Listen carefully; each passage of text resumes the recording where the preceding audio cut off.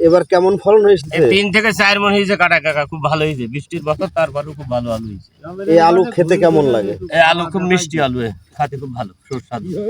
তবে এখন এমন দেখা গেলেও পরে কিন্তু এগুলো সাদা দেখা যায় না যখন বাজারে নিয়ে হ্যাঁ, এগুলো ধোয়ার পরে একদম ধবধবে সাদা দেখা যাবে। ধবধবে সাদা দেখা যাবে এগুলো ধোয়ার পরে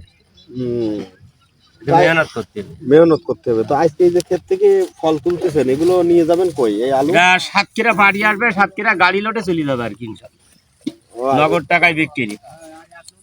তো এই আলু চাষ করে কি আপনারা সফল? হ্যাঁ, আমরা সফল লাভ করতে পারি যে পারি। এই আলু চাষ করতে সার কীটনাশক ব্যবহার করতে হয়? হ্যাঁ, সার কীটনাশক ব্যবহার করতে হয়, সার দিতে হয়, বেশি কিছু সার দিতে হয়।